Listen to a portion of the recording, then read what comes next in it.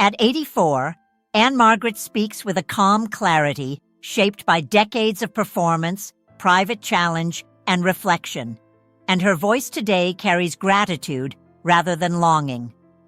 Born in a small village in Sweden and raised between continents, she arrived in America as a child, learning early how to adapt, observe, and persevere.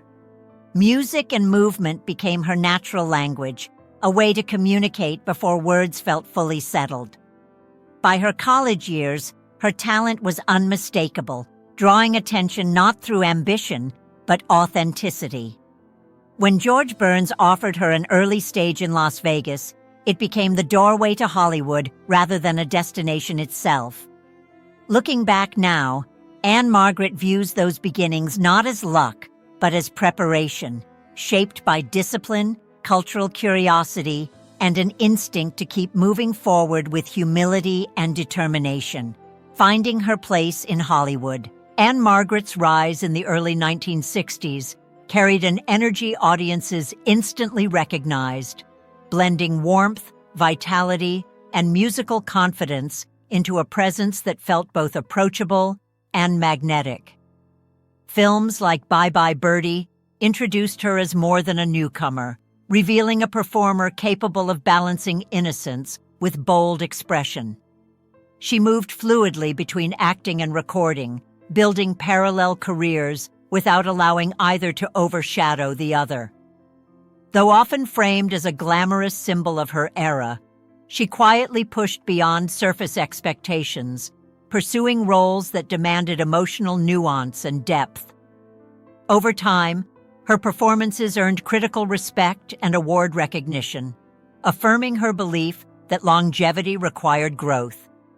Beneath the sparkle was a disciplined artist determined to be taken seriously, proving that versatility and commitment could reshape how an audience truly sees a performer. Reinvention as a way of life. What distinguishes Ann-Margret's career is not only her early success, but the grace with which she embraced change, continually redefining what relevance could look like at every stage of life. She welcomed comedy, drama, television, and later career roles with equal enthusiasm, understanding that evolution was essential rather than optional. Appearances in projects like Grumpy Old Men and Going in Style reminded audiences that charm and humor deepen with experience. Along the way, she earned Golden Globes, Emmy recognition, and industry honors. But she has often said that accolades were never the goal. Staying curious, staying active, and remaining connected to audiences mattered more. Reinvention allowed her to remain authentic, proving that a lasting career is built not on resisting time, but on learning how to grow alongside it. Love, partnership, and private strength. Away from public attention, Ann-Margret built a life anchored by loyalty and shared purpose, most notably through her marriage to Roger Smith. Their partnership extended beyond romance into mutual respect, as Smith stepped away from acting to support and manage her career with quiet dedication. Their marriage lasted for decades, weathering both success and illness with steadfast commitment. When his health declined, she remained by his side, demonstrating that love is measured by presence rather than performance. She also embraced her role within a blended family, finding fulfillment in being a stepmother and later a grandmother figure. In an industry known for instability, her private life became a source of grounding, reinforcing her belief that true strength is often expressed quietly through care, patience, and constancy. Crossing paths with Elvis Presley.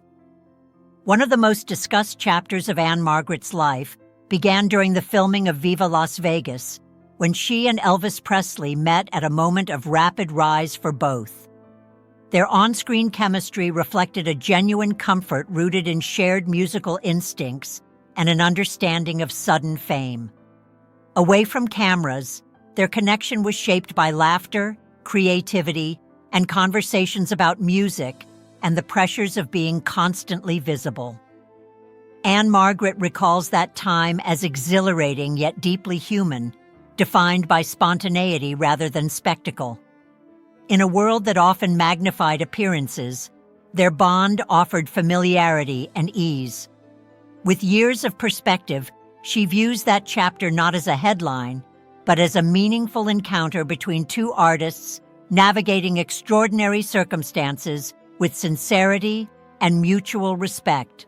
How time refines memory. With distance and maturity, Ann-Margret speaks of Elvis not as an untouchable legend, but as a warm, thoughtful individual carrying both immense talent and quiet vulnerability. She has explained that what drew her to him was not just his charisma, but his sensitivity and kindness in moments away from the spotlight. Their relationship existed within real-world boundaries, shaped by commitments and expectations neither could ignore. Though it did not become a lifelong partnership, she maintains it was sincere and formative. Over the years, she chose discretion over spectacle, believing that personal experiences deserved dignity rather than public interpretation. Time softened the narrative, allowing appreciation without regret and transforming memory into something reflective rather than unresolved, grounded in respect for what was shared and what could not be. After the spotlight softened, long after their paths separated, Ann-Margret remembers small gestures that quietly endured, such as flowers Elvis sent to her opening nights in Las Vegas, reminders that some connections linger without demanding attention. When she learned of his passing in 1977, the loss resonated deeply, not only as the passing of a former love, but as the loss of an artist who carried enormous emotional weight for millions. That moment reshaped how she understood fame, revealing how fragile even the most celebrated lives can be. It reinforced her belief that admiration often masks isolation, and that compassion matters more than mythology. From that point forward, she viewed her own career through a gentler lens, prioritizing humanity over image and balance over relentless pursuit. Resilience beyond the stage. Ann-Margret's life has never been confined to performance alone, shaped equally by curiosity, adventure, and resilience. Known for her love of motorcycles, she embraced independence at a time when such pursuits were uncommon for actresses, reflecting her refusal to be limited by expectation. Even after a serious accident temporarily slowed her down, she approached recovery with discipline rather than retreat, returning to work with renewed focus. Challenges were never seen as endings, but as invitations to adapt. This mindset became one of her defining qualities, as recognizable as her voice or presence. Through resilience, she demonstrated that longevity is sustained not by avoiding hardship, but by meeting it with patience, courage, and the willingness to begin again when necessary. Legacy rooted in humanity.